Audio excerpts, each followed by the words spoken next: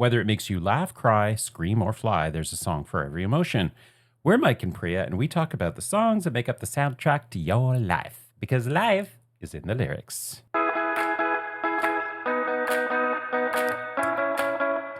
Hello, little listeners, and welcome back to our little podcast where Mike and I use lyrics and music to discuss the ups and downs, the highs, the lows, the ins and outs. Oh, yeah, we'll be talking a bit about that today, of what it's like to be human.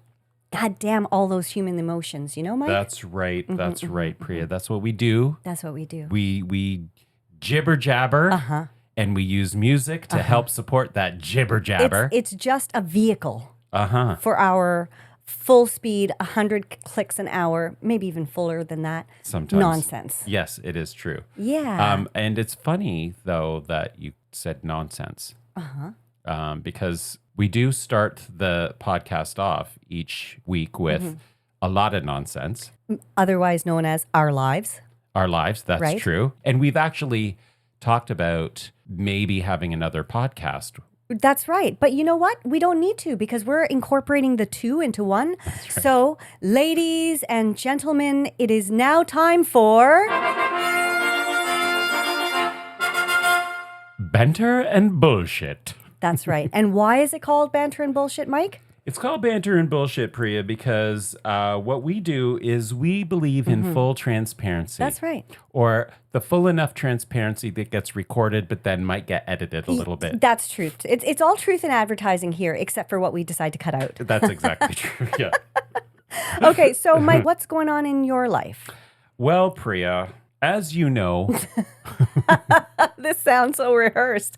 Well, Priya. Well, Priya, let me tell you. I'm just going to get into it right now. Have you been getting into it a little too much on yourself? No. What's happening with your wrist there? But that's part of what I wanted to talk to you about. I think so, little listeners, you can't see this, but I have a brace on my wrist, on my left wrist. I didn't know you were left-handed. First of all, I'm right-handed. I don't know about that. Okay. And the reason why I have a brace on this is because a week ago, and at the time of recording, it was a week ago, but when this comes out, it'll be a few weeks ago, I was in a 5K run. Yes, Remember you that? were. Remember that link? For the Pride, yeah. And I want to first off say thank you to everybody who donated because I exceeded my fundraising goal. Which was? My fundraising goal was $5,700 Okay. because I was turning 57 years old. And I raised more than $6,000. Or I should say, thank you. We raised more than $6,000. So thank you all for contributing. I really appreciate it. And Priya, you were definitely one of them. Always. So yeah, 57 years old. And so I hadn't done a ton of training, but I thought I could do 5K. I mean, this was my 7th time doing the run. Yeah. So I figured I can do this. And Jason, loyal listener, Jason and I did this run. It was all exciting. There's a couple of videos that I took of us at the starting line, and we can maybe post those on the Insta as well. Super excited. It was Jason's first time. Lots of enthusiasm. We get out there. It's a sunny, gorgeous Saturday morning. Was it super, super hot? It got super, super hot, but it was beautiful that morning. Good. The run is 5K, and you do 2 loops of Queen's Park Circle for those that live in Toronto. And on the second loop, Jason and I, we've got a good pace going. Second loop, I trip over some buckled asphalt, and I go face planting into the pavement. And it was super embarrassing because it was also right where a water station was, where there was probably about 30 volunteers handing out cups of water, and all of the runners that were in that at our pace going to grab their water. Super face plant, and it was a whole... and I bounced back up. Oh, good. Because good for you. My pride... Yeah. And your pride during Pride. My pride during Pride. I was like, no, I'm fine. I got up, grabbed my water, had a sip, kept running, ran about maybe 15, 20 paces. And I turned to Jason. I said, I can't do this. And being the big man baby that I am, it's because I looked down at my hand and my hand was bleeding. Okay. Well, that's a reason. Good reason. As soon as I saw the blood, that was it. I was like, I'm hurt. So the adrenaline, I think, drained out of me. I said to Jason, I need to stop. And he was like, okay, I'll walk with you. And I'm like, no, you run. It's your first run. You go. He didn't want to, but I was like, go. So he went on. I walked. I have no idea how long I walked. But then I thought, you know what? People have donated. I've said I'm going to do this run. So I started running again. Good for you. And I made it to the finish line. And I still made it with my goal. My running goal was to finish under 30 minutes. Okay. And I finished at 29 minutes and 14 seconds. Good for you. That is impressive. Yeah, that's even with a bleeding hand. With a bleeding hand. And what I hadn't realized, that also I had skinned all of my left elbow. I didn't even see that. Yikes. And my knee was also skinned. And by the time I got to the finish line, Jason had already been there. He finished at 28:13. Oh, wow. So a minute and 1 second before me. So I lost a minute. Yeah. That whole This is very debacle. Impressive, Mike. Yeah. You actually had some skin in the game. I literally had skin in the game. on the road. Yeah. So now I've had ultrasound. I went for ultrasound and I went for x-ray. Right. And I'm waiting for those results. Okay. Because Ooh. it's not pretty. That is not pretty. And it's painful. But you know what? It's a rainbow of colors. It is a rainbow of colors. So it's very gay. Gay. So yeah, that's why I'm wearing a brace. Okay. It's not for the fun reason I thought you might be wearing a brace. No. Overuse is what I was thinking. No comment. Okay. Hi, Mom. Hi, bye. Okay. So that's me in a nutshell. Actually, in a wrist brace. That's me in a wrist brace. Yeah. Mm-hmm. Well, good for you. Impressed that you still made your time. Yeah. Even after your little hissy sissy fit. Yeah. I am a man baby. I fully confess. I totally am. I think the fact that you got up and kept running is would prove otherwise. Well, thank you. And what I find funny is that it was my bleeding right hand. It was basically, I don't know how I fell. Obviously, I hit my elbows and my face, like whatever. And my thumb was bleeding.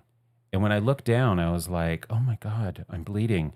And I was basically on adrenaline, I think, at that point. And then it just drained out of me. Mm-hmm. And I hadn't realized that my elbow was bleeding. Right. I hadn't realized that my knee was scraped. Right. And I certainly did not feel anything in my wrist.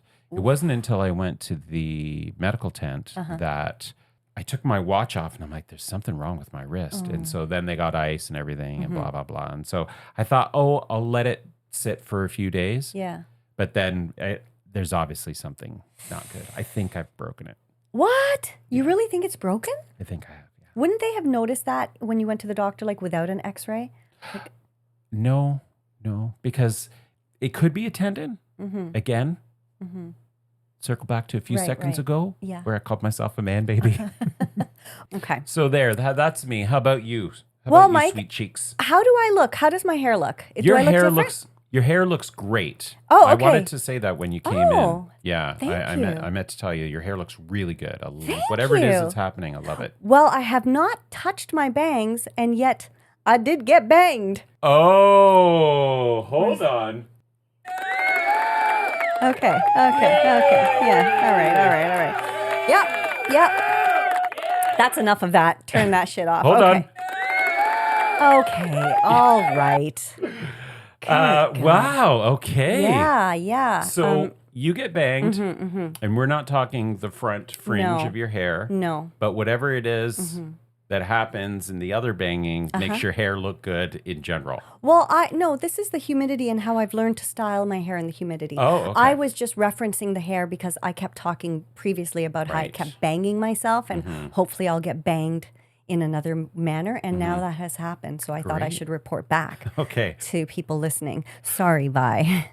I'm sure the little listeners have been on the edge of their seat, waiting. Mm-hmm. Yeah. Yeah. Do you have any questions? I do. Okay. I do. I have several questions. Was the person the scribe? Yes. Okay. It was. Did the scribe wear a feather? You know, funny you should bring that up because in the please middle, tell me. in the middle Please of tell me there was an outfit. No, in the midst of the act, I did ask, will there be ever an occasion where you might put on your costume for this? And he said no. Oh, no. I know. I think I can probably work on that. Yeah, work on that. But I said, and I'll be the maiden, and we can role play. But he was like, I think he's still maybe like the fact that he put it on for me in the first place, I think is still in his brain. It also could be that if he does do the deed in an outfit, he will never be able to wear that outfit again. True. For what he purchased it for, not for... Okay, I don't mean like actually during, but I mean to start off the evening. Could we just like be like, my lord, my lady? Yeah. Well, okay, well then we'll have to come up with maybe... I mean, if outfits are kind of a little bit of your jam these they're days, not, but... Well, they are. Well, only because he put it on and I was like, this needs to be cemented in my brain forever. And I do want to ask him if he'll put it on and let me take a photo and I'll just blur his face out and we can post it. Or just show it to me. Or just show it to you, yeah. Okay. Because posting it, that might No, but without his face showing, like anonymity reigns supreme here. Full transparency in our own lives, but not... Would you trust you? Yes, I would not post his face without... I know you wouldn't. However, do you know what? I asked him for whatever reason, because something came up along this topic, and I said, have you Google stalked me? And he said, yeah. And I was like, really? He goes, yeah, of course. Well, I was like, I never do that. Really? I never do that. Priya, come on, seriously? I just don't. No, I was just surprised. And I was like, well, what did you discover? But apparently there's somebody very famous who has my exact name. And so mostly it was her shit that came up. So I was like... free and clear. He didn't realize that you are the very famous? I'm the only famous one. Yeah. Based in Toronto. Well, we did talk about your name in another episode where you said you didn't think you would change your name. Right. And I was shocked because there are like millions of Priya Rouse. There's not millions. Don't exaggerate. There are a lot of Priya Rouse out there. I do still think I'm one of the first. You are an original. Thank you. You're an OG. That's right. So with the Google stalking, do you know that was a formative part of how Dawn and I connected? I did not know that. Yes. So Dawn and I met on a subway trip. I remember that. Subway train. And afterwards, I Googled him because that was what we did. So I Googled him to try and get his email address. Oh, I see. Okay. Yeah, this is 18 years ago. Yeah. At the time of recording, we are 5 days away from Dawn and my 18th anniversary from our first date. Aw. And when we met on the subway, I had Googled him because I thought, I thought he was really interesting and handsome and, let's go for a date. I'm going to ask him out. Right. So that's what I did. I Googled stalked him. I know. And I know people do that all the time, but I just don't. I'm going to take the stalking part out because I think that word and Googling. It has a negative, very dark. Yeah. And I think that's different from research. Extensive research. Extensive. Yeah. You extensively researched him. Yeah, and I don't think there's anything wrong with that. I don't think there's anything wrong with looking somebody up to see what you can learn about them online. I agree. It's not been something that I've ever done. But let me say something that was really funny as we were engaging in fornication is that I had forgotten I hadn't closed my bedroom door. Oh. Okay. And that's not a euphemism, right? Oh my God. I literally, okay. No, that door was wide open. But I had not closed my bedroom door.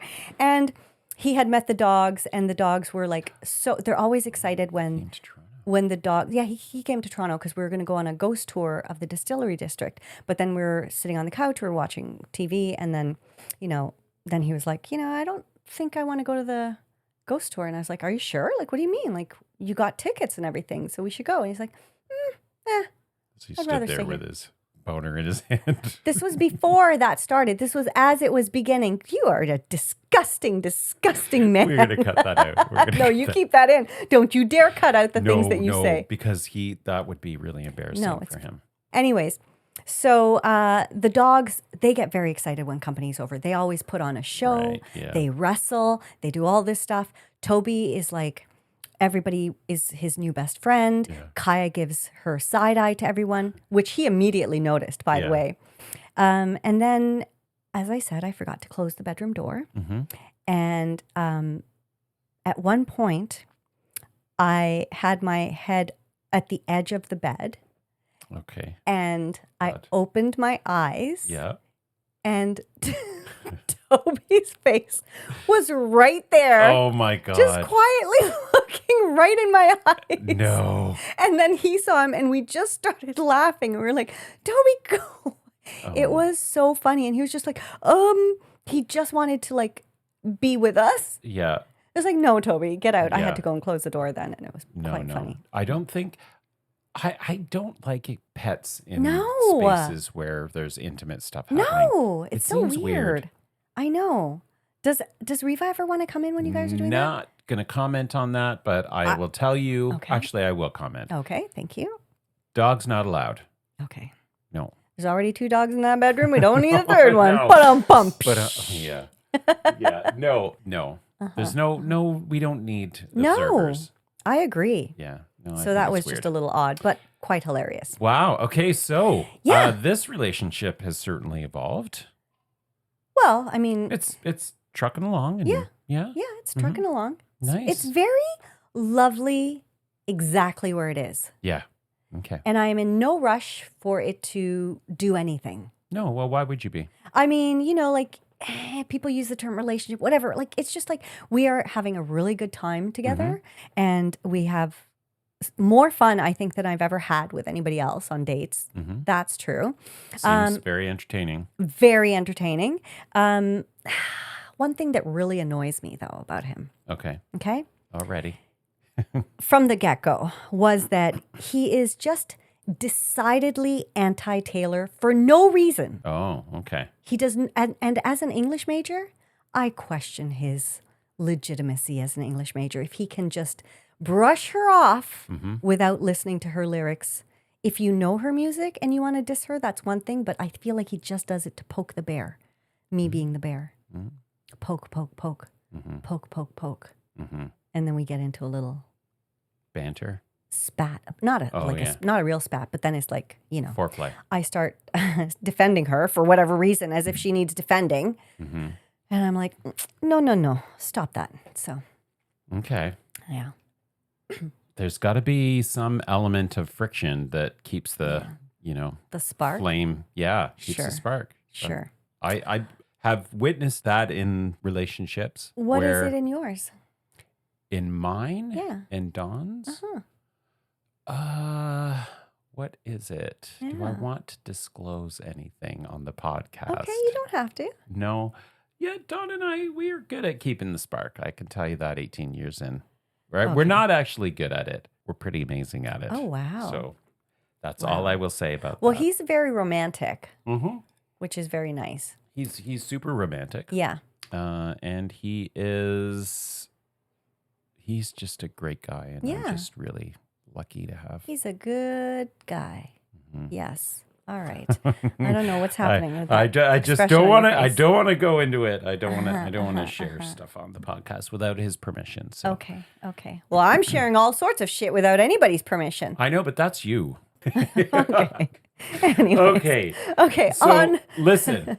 This episode. Yes. This is part 2. It is. Of what was supposed to be only one episode. But I don't know how we thought we were going to get through it all in one It's true. I seriously got carried away with my chatter around Noah Kahn last week and did not leave space for us to talk about Kacey Musgraves. Well, I think that was actually a good call because it's really hard to talk extensively about lyrics from 2 artists in a 45-minute episode when basically we spend the first 20 minutes with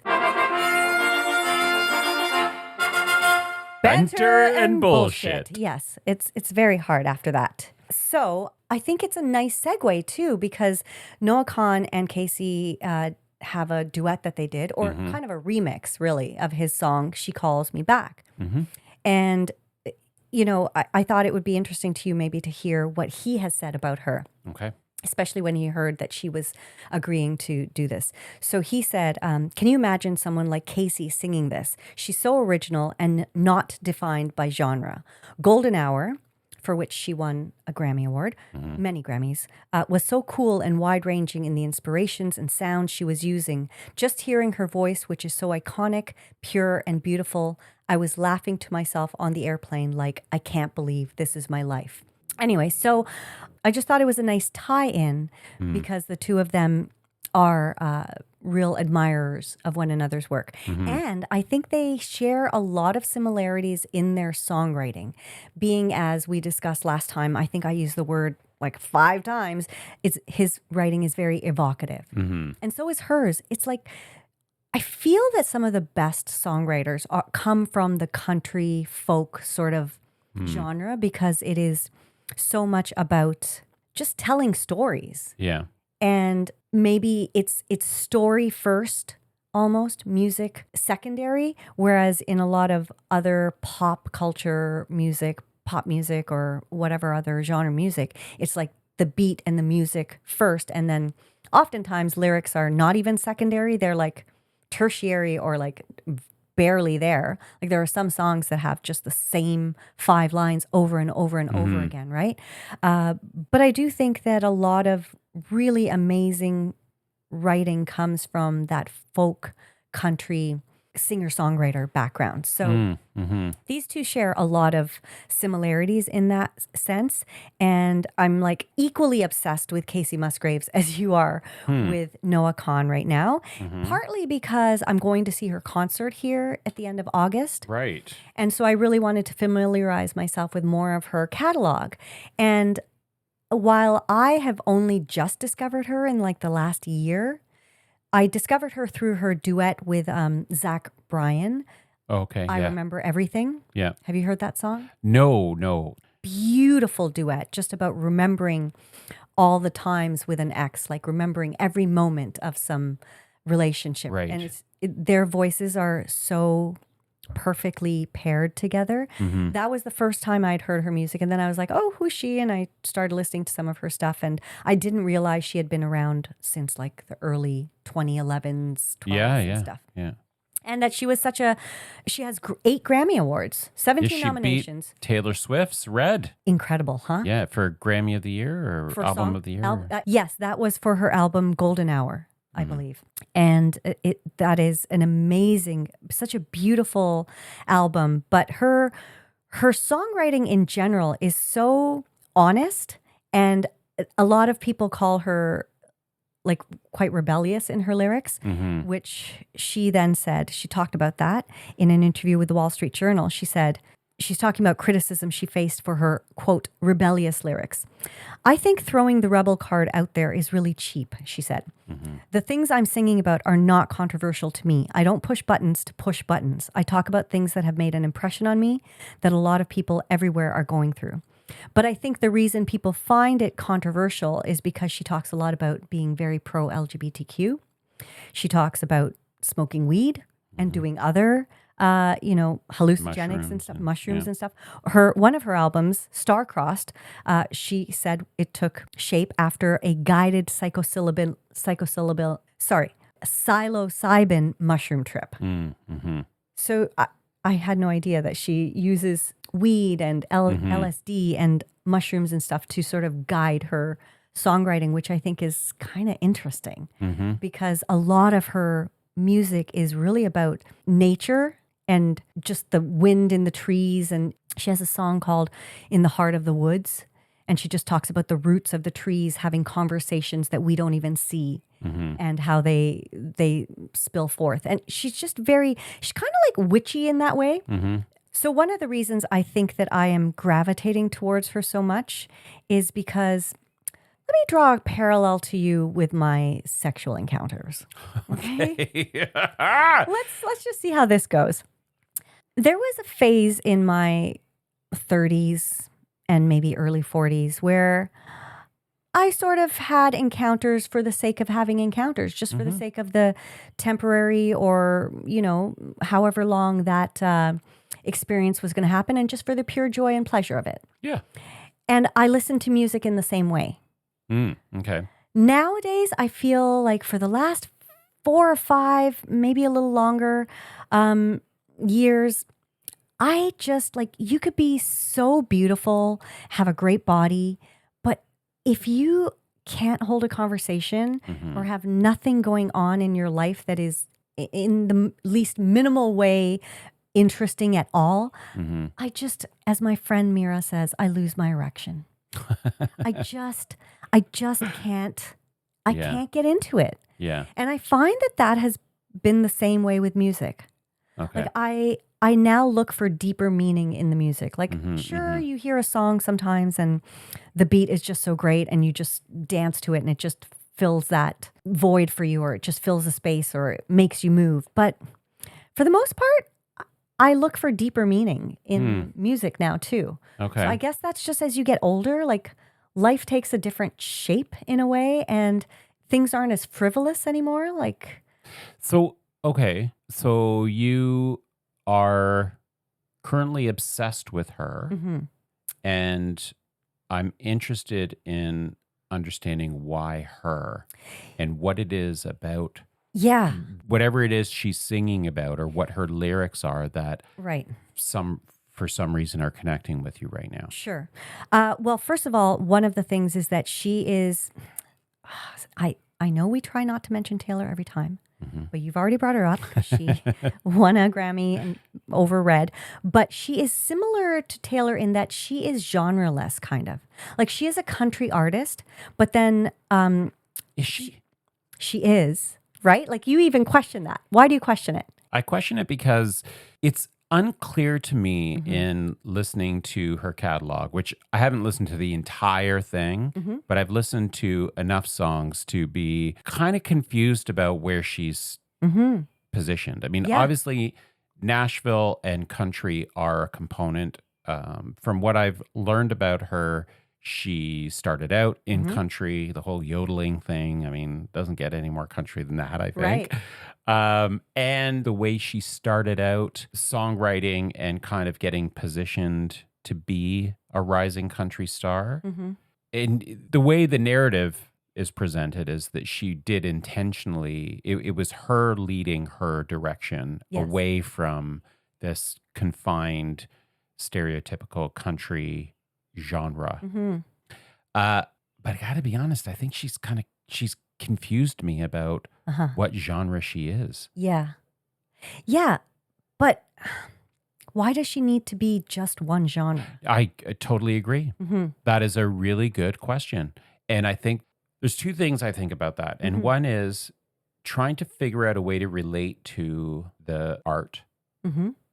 And I do this a lot in lots of different ways. I try to, when I meet someone, for some reason, one of my defaults is, who do they remind me of? Because if I can make that connection, then that will help me remember who this person is. Right. And for some reason, it's like this thing that happens where if I find someone somewhat interesting, or there's something about them that I gravitate towards, I try and make a connection. It's like an instinctual thing. And so I think with her, I'm trying to figure out, I mean, there's obvious country flavors in there, but it's off. It doesn't fit the genre bucket that I've got in terms of how I define country. Okay. Now I'm going to trace this back to something that the scribe and I were chatting about. Okay. Where he was saying something about, we have this sort of ongoing joke where our banter is like 80% sass and then 20% niceties to one another. Oh, nice. And I said, well, that's because you've only seen a couple of sides of me. There are multitudes to me, right? And I think that's what I enjoy about her. She has multitudes within her. She is not just a specific type of country artist. So her different albums, like Star-Crossed, was very sort of, it had a lot of disco and synth. She has different kinds of musical elements to her music. She grew up, she says, listening to a lot of música mexicana. So she has a lot of that sort of Mexican musical influences in a lot of her music as well. She picks and chooses different things that whatever stage she is in her life. So I think that's what I find so fascinating about her too, is that she kind of flows. She flows with different things, and her different albums do have very different feels. Like her current one, which is her tour that I'm going to go see, which is The Middle of Nowhere. That's in August, right? Yes. Yeah. Very country. This one is much more, they're saying she's What's it back to called? her Middle of Nowhere. Middle of Nowhere. Right. And it's very, she's going back to sort of her more traditional country roots. But Golden Hour was really just I don't even know how to describe that. It was country, but it had more sort of maybe some more folk elements to it, some more Americana. But Rolling Stone has described her as country music's most daring traditionalist, a small town realist who's also a campy country disco queen and a folkie who once wrote a song about smoking weed with John Prine. Rolling Stone also said that she is surely the only artist, country or otherwise, who's making records eclectic enough to crib ancient Scottish folk melodies on one song and interpolate a hook from rapper J.I.D. on the next. So I just find that really fascinating that she can do so many things, but her lyrics are the real hook. So something that I was thinking about with her, I was also trying to make, I don't know if I was trying to, but I was making this parallel between her and Beyonce and where they're at in kind of like the cycle of artists and the genre that they're put into.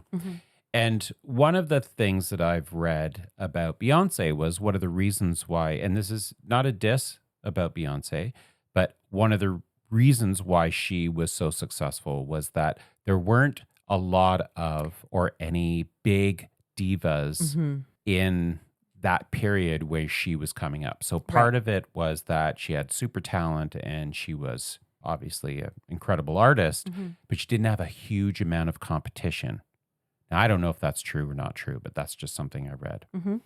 And something about Kacey Musgraves, the parallel there with Kacey Musgraves, I see is the kind of Shania Twain side of it. Shania Twain kind of like, she seems like a Shania Twain 2.0 in a way. Interesting. You know, she's murky in her genre.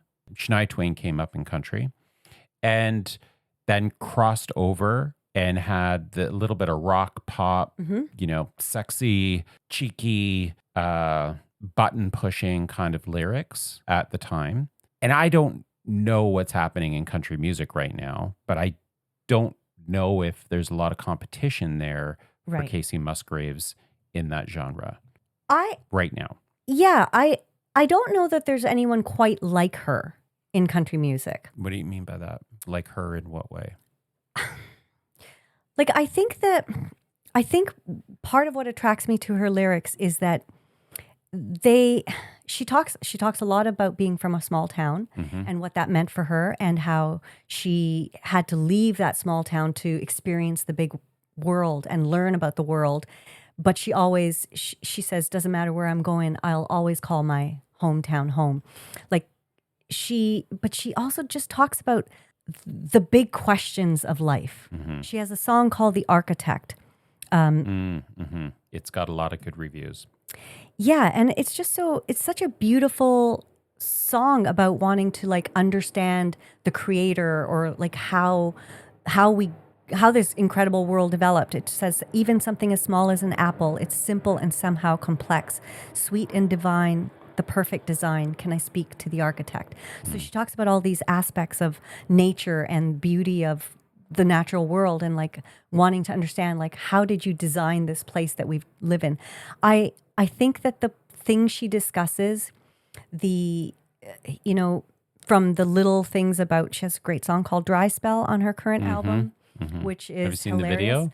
I haven't seen the video. It's very funny. I think you will like it. But her dry spell is a sexual dry spell. Yeah. And she talks about being, lonely with a capital H, if you know what I mean. I've been sitting on the washing machine. Like, she's so cheeky. And she gets away with saying the kinds of things like that. I don't know that a lot of other country female artists would really talk about masturbation.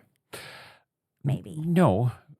Yeah. Okay. You know? So, okay. Well, this goes back to my question, though, that I have for you about what is it about her that you are connecting so much with? Well, I think it's that. I think I'm at a place in my life where I'm like exploring, like I'm so interested in just life, like people, like what makes people tick and what like looking at the world around me. Sometimes I look at a tree that's entwined with another tree, and I'm like, how did these two trees just grow and decide to, like the idea of them growing intertwined, like supporting one another, holding one another up, like these kinds of thoughts are the things I see when I take the dogs out in the woods every day. I'm like mesmerized by all the different flowers that just grow wild. Like I just feel like I connect with the thoughts that she's having.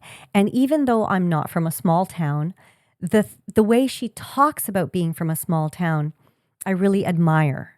So what do you mean? So, okay, it's her insight into things and the way country music in general, like the way they turn words is very cool to me. So she has a song called Merry-Go-Round, was her first song from her album called Same Trailer, Different Park. And she talked about it. She said, I found myself being told that I really shouldn't write about certain things, weed, homosexuality. I was told that a debut female had to release something upbeat, but she fought for that first single, which is Merry-Go-Round. She says, I'm willing to go down in flames for this song that you are saying just isn't going to work. And I was met with this word-for-word response from a grown man who runs a company. Well, sometimes in this business, you have to do things you're not proud of. And I said, that's where you and me are very different. I was appalled. So I love that she stuck to her guns, even with her first single. She was like, no, I'm doing it my way, and I'm doing it with a song that I think represents me in my life. So the song goes, Mama's hooked on Mary Kay, brother's hooked on Mary Jane, daddy's hooked on Mary two doors down. Mary, Mary, quite contrary, we get bored so we get married, just like dust we settle in this town, on this broken merry-go-round. And I just thought that is so conceptually, like I see that life. I know people like that. You came from a small town. Like you went to the East Coast recently. I spent a lot of time there, and I know people who never wanted to leave that place. Yeah. They just enjoyed their own little, very like small world, you know? And this idea of this merry-go-round that you just can't get off, you just can't escape. Yeah. Just resonated with me, even though I didn't live that life. Yeah. I can understand it through her lyrics. Yeah. Interesting. Tell me more. I find it interesting that you're focusing on the small town component of it. Not just. Okay. That's one thing. Then her another song from that was Follow Your Arrow, which has become a gay anthem. And I thought back in 2013, she kind of reminds me in a way of the Dixie Chicks too, who were like unapologetic about their political and moral views. Remember when they got pushed aside from country music because they said something about George Bush? And so this song where she's very, it's very pro, you know, whatever, love who you love, she says. So her lyrics go, so make lots of noise. Hey, kiss lots of boys. Yep, kiss lots of girls if that's something you're into. When the straight and narrow gets a little too straight, roll up a joint or don't. Just follow your arrow wherever it points. I just thought, like, that again, it's like, do what you want to do in your life. Do what you love who you love. And she says later, say what you feel, love who you love, because you just get so many trips around the sun. So there are just so many ways that she talks about life that I'm just like, yeah, I believe in the things that she believes in. I feel like we share a lot of moral truths. Yeah. You haven't listened to a lot of her music, but I guess maybe you did a little bit? Yeah. And so what were your thoughts? Well, I listened to some of her music. I read some articles and I watched some interviews with her. I got some information, like I watched this not documentary, but it was somebody that had kind of presented their, the history of her and where she started and that sort of thing. And I was thinking about this episode, and I was thinking about what you've said about her and that you're really into her. And I was trying to figure out what I was going to say or what I was thinking about it. What struck me in seeing these videos and listening to these interviews was that I could see why you connect with her. And it's her joie de vivre. It's her independent point of view or her self-directedness. The word rebel comes up in quite a few different articles or descriptions about her. My take on that was I think that's something that you appreciate and perhaps value in a female. And because I think that you see yourself that way as well. But the other part of it is I also see her as being this kind of overly Botoxed, super conventionally pretty, like there's a lot of intention in the way she physically presents. And there's a tension there between this strong female who's forging their own path, who's also can be seen as somebody who's, falling to the conventions of beauty and what a pretty girl should look like. And I think that you've certainly talked about that on the podcast where, you've got your own way of doing things and you're quite strong in your convictions in lots of ways, but there's also this struggle between expectations, these external expectations of what you should be as a woman or a woman at a certain point in your life or that sort of thing. So that was the connection I made. That's really interesting because all the things you said that I like about her in terms of her being a rebel and being, doing her own thing and having her own voice, true. But I guess I've never really thought of that being how I see myself. Really? Really. I mean, I don't. Have you not listened to yourself on this podcast for the last 2 years? Yeah, but I don't ever I don't ever think of myself as like, oh, I'm a rebel. I go against common convention. I don't view myself that way. Well, I'm sorry. Sorry if that was unclear. The description that gets, or the label that gets put on her is a rebel. Right. But she's even said she doesn't see herself as a rebel. Right. She's just, this is what's important to her, or this is her presenting herself.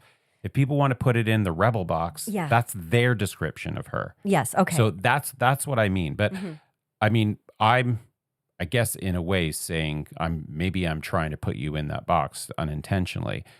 I don't think of you as a rebel per se, but I think of you as someone who, in certain circumstances, you reject these conventional sort of female expectations or tropes. Right. I think you're right about that. Like I do for 95% of my being. Yeah. Yeah.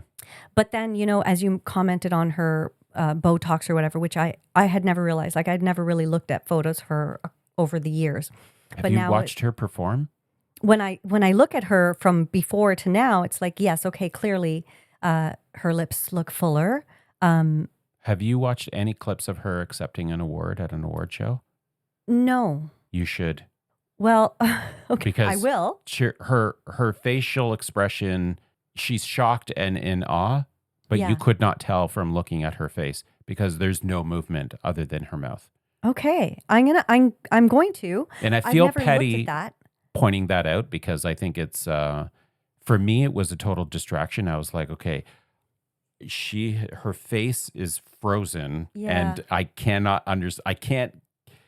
I don't get any expression from her, and I don't know. Well, okay, so the 95% for me is like, I do kind of rebel against what the expectations of women are in modern society. And even, even such a minor thing as you making a comment about a guy making me happy. It's like, no. Yeah. No, the exactly. guy, no. Yeah. I I made myself happy. I Yeah. created my life in a way to make myself happy. Yeah. And the fact that this person is a new addition to my life is another part of happiness, but it's not, my happiness comes from within. Yes. Yeah. And it took me a long time to create that life and to create that sense of self too. And so I think that is, of course, I identify with the things she speaks of in her lyrics because she talks about things like that too. And as you say, she is kind of she bucks convention in the kinds of things she talks about and says. But the 5% is that I am still very conscious of my physical appearance. You know, I'm not gonna, maybe if I had millions of dollars, maybe I would undergo certain treatments or procedures. I don't like the idea of like a facelift, like the idea of that physically, what's happening. But I do non-invasive things. Like I get facials. I've had microdermabrasion. Don't be a perv, Mike. No, I didn't say anything. But your eyebrows said something.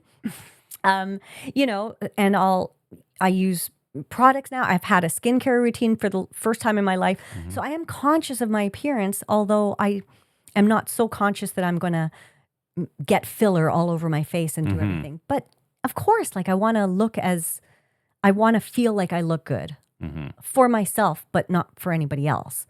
So I don't know. It's a tough thing being a woman. I'm sure men have their own issues with that too, but I do really appreciate just her willingness to try different sounds and to do, and not to fall into, okay, this is where they see me, so I'm going to just stay in this comfortable lane. No, she wants to grow and, grow her art and her craft and her writing. And I think that's really commendable.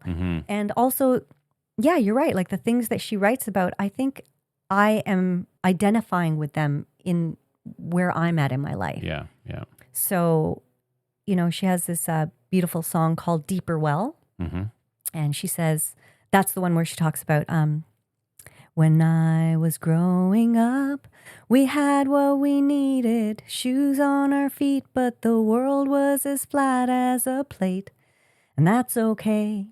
The things I was taught only took me so far, had to figure the rest out myself. And then I found a deeper well. Like that to me, it's like, that's growth. And I find it so beautiful. I find lyrics and poetry now that I'm in a certain stage of my life, I guess, so captivating. So I don't know. There's so many things, even 2 lines in the song she has called Anime Eyes. When I look at you, I'm always looking through anime eyes. A million little stars bursting into hearts in my anime eyes. Do you know what anime eyes are? No. So anime is a type of Japanese animation. Yeah. And they have massive eyes. And whenever characters are in love, there's like stars and like hearts. Oh, okay. So it's so like, she says that and it's like immediately you can picture, and just that feeling of being so enthralled by someone. I have gone on and on and on about her. That's what this episode's about. Yes. Now, you're going to see her in August.